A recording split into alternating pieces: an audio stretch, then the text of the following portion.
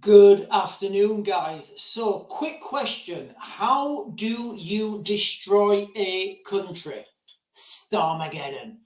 So, guys, the more that comes out about Keir Starmer and his policies, the more and I don't want to speculate, I don't want to throw things out there that are untrue, but, the more I'm thinking he could actually be a Russian plant, a socialist stooge. So, guys, for those of you who've not watched the video yet, go and check back through my previous videos. I'll just share you real quick the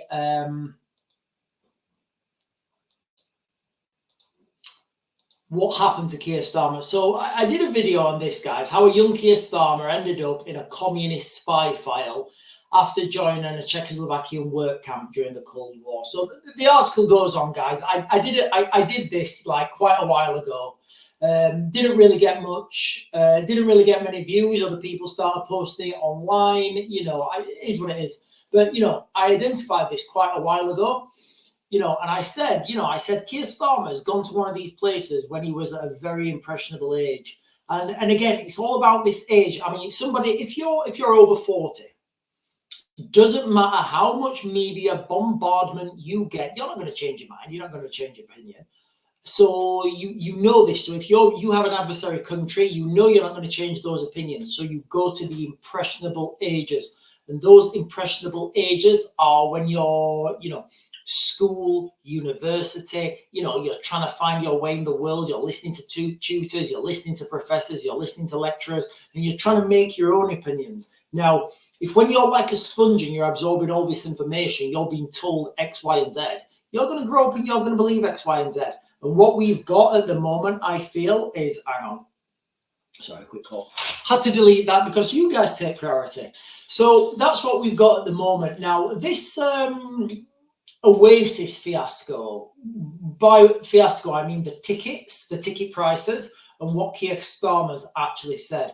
Guys, this is literally how you kill a country, how you destroy a country. So let's have a look here, guys. Keir Starmer vows to make concert tickets available at prices people can afford. At prices who can afford? Guys, this, for those of you who can't see this is like 1945 Stalinism. So Keir's now looking, from the article, it looks like Keir's going to start dictating what prices private companies can charge for something. This is how you kill and totally destroy the free market. Guys, capitalism has lifted more people out of poverty than any other form of governance. There's no arguing with that. So Keir Starmer has made a vow to make Oasis tickets cheaper at a price people can afford, following a row over the Oasis's dynamic pricing. The Prime Minister promised to grip this, hinting at possible changes to legislation to stop fans being fleeced. Guys, how can fans be fleeced? How? Tell me how fans can be fleeced. How can you be fleeced? You can either afford to go or you cannot. The prices are either too expensive, by which way people won't go, and the person providing the tickets won't make any money. They'll go bust, they won't earn any money. The concert will be a flop. This is how capitalism works. Capitalism, it's like being in the wild. Only the strongest survive, and that's a good thing, guys. That's a good thing for a healthy forest. What socialism does, it tries to let the weak flourish. I think that's probably a bad analogy, but it does. In the wildlife, you never see an unhealthy tiger or an unhealthy lion or anything, because the weak ones naturally die, and that's what should happen with companies. We shouldn't have a situation where the government are propping up companies because they have some sort of woke agenda. Guys, if Keir Starmer goes through with this, what's next? Literally, what is next? Is it fast food? Is it football games? Is it, where do you end with this? What I think with Keir Starmer's pushing towards is a system whereby the government dictates how much you earn. The government dictates how much you spend and where you spend it. The government dictates where you go, what you can and cannot do. The government dictates where you can travel. Kind of sounds like socialism to me. And every time that, good old Kia puts out a message, puts out, some sort of policy, it's all driving towards this socialism thing. Can you imagine being in a situation now where you start a business up, you want to earn some money, and guys, I totally understand that in the United Kingdom at the moment, starting a business up is near on impossible. There's too many taxes, too much red tape. Nobody knows what taxes to pay to who and for why, But if you do want to set up a business and then Keir Starmer comes along and says, oh, you've got a ticket business, have you? Yeah, okay. You can't earn that much money. No, you can't earn that much money. You're like, what? It's absolutely absurd. This is why the best, always, guys, always in financial matters, the best, in my opinion, my speculation, guys, the best thing that the government can do is nothing. Look at the financial crisis that we've had, where the government tried to prop up banks, where, the government tried to intervene by spending more taxpayers' money. It never works. What you should do is let the free market self-regulate, by the sense that, okay, guys, and this is going to sound absolutely horrific to some people. Can you imagine if in the financial crisis of 2008, the government would have let those banks fail? Can you imagine if those banks would have gone bust, gone under, the government have said, do you know what? No, I'm good. You guys made mistakes. You guys got yourself into this mess. I'm sorry, you're a private company. You're done, gone, you finished, you're over.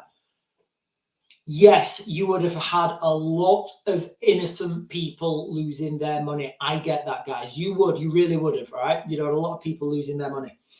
But what you would have also had is the free market reign, the free market exceed, in the context that, right, okay, instead of going to the closest high street bank because they're all the same, people would have then thought, well, hang on a minute, where am I going to put my money? Where's the safest place for me to put my money? And then guess what happens? Everybody starts to compete for your custom, because at the moment that doesn't happen. With the banking system, because it's propped up by the government and they know if they fail, well, you know what, guys, I meant to do a short video, but it'll be a bit longer. So the government then changed the law, and they had a bailout law so that it can't happen again that taxpayers bail out the banks when they make mistakes. So what did the banks do? What did the government do? They changed the legislation. I'll put the links in the description, guys, because I didn't mean to talk about this, so I may be slightly wrong on this, but I will put the links in the description. So if you want to know more, click the links in the description. The bail-in law, as I understand it, is everybody who banks with a certain provider, if that bank then becomes in distress, the bank can then use the people who've got money in that bank to bail themselves out. Because I don't think you're classed as a banker anymore. You're classed as a creditor or something to the bank. So, again, so the next financial crisis, it will be a lot worse. And all the time, the best thing the government can do is nothing. Just don't do anything. Let people fail. Because, guys, when people start failing, you're not going to put your money into a failing bank. You're not going to put your money into a bank that keeps losing their customers' money, are you? So because you've not put your money into that bank's going to get bust. So they won't be able to do it anymore. They'll be finished. Nobody's going to employ them people who've been working for that bank because they're blacklisted, because they keep letting banks fail. So those bad people, they're gone, they're finished. They can go sign on benefits or whatever. And that's the fantastic thing about the free market. That's the fantastic thing about capitalism. Guys, we don't have capitalism in this country. We have late stage capitalism where everything's just, all the money, all the resources, all the assets have gone to a few big conglomerates and they own everything. So like I said earlier, if you're trying to start a business up at the moment, it's very difficult. But just back to this article, guys. Sorry, I went off on a tangent then. So back to this article here, guys. Prime ministers looking to step in on private companies on how much they charge for tickets. Guys, it's absolutely disgusting. So here he's saying, Keir Starmer said there are a number of things we can do and we should do to fix the issue, which he said is not just an Oasis problem. So If the government step in and start to fix problems in pricing, that means that people will be pandering to the government. People will be paying off the government. This brings in bribery. This brings in backhanders. This brings in skullduggery. This brings in all sorts of stuff, you know, behind the scenes. So what's to say that the minister for ticket prices, what's to say that he's not on the take from someone else and that somebody's event gets cancelled because of ticket prices, because that minister doesn't say so? Because, guys, honestly, we should just let the free market be the free market. Let people make some money, because people, when they make money, they push, they drive, and they succeed. The incentive for building... Where am I, guys? Sorry. I keep picking my phone up. I'm doing a lot of phone demonstrations today. So think about these things, mobile phones. These things have been developed, and you know, every time I look at like a smartphone, and you know, like a cheaper range smartphone, a couple £100 or whatever, I look at them and I know what technology's gone into that, and I think, how can that be so cheap? How can that be? How can you get so much technology pushed into something for such a little price? It's absolutely like phenomenal. The reason is that is a perfect example of when capitalism works, you know. So you see Goliath's almost gone now off the market, like Nokia. Where have Nokia gone? BlackBerry, because their products weren't keeping up. They weren't innovating. They weren't reinvesting in the right things, you know, so they went out of business. Can you imagine now if the government step in and they say, right, I don't know, Nokia, you have got your sales confirmed. You will charge this much for your phone. You will pay this much tax, and you will pay this much. You will give this much profit, and you'll pay your staff this. That's fair. Guess what happens? Nokia do not spend a penny on research and development. Nokia do not spend a penny on marketing. They don't spend a penny on research.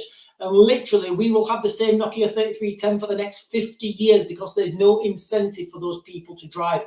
There's no incentive for those people to take risks. There's no incentive for those people to work hard. And that's what socialism does, guys. It kills incentive. It kills people's ability to work. And the only thing that motivates people, guys, I don't care what anybody says, the only thing that motivates people to work hard, drive, and succeed is the financial payoff. Now, what Keir Starmer's doing, I see this leading to socialism. Well, I don't think he's going to be, guys, I don't think we're going to have Keir Starmer in charge in the next 12 months. I really don't. You know, but that's the way we're going, guys. All right.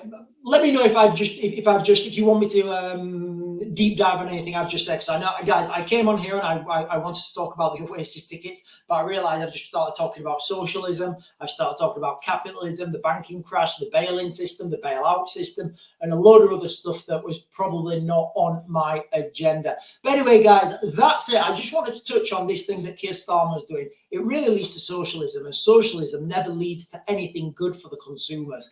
Anyway, guys, that's me. I'm going to mag to grid, and I'll see you guys later.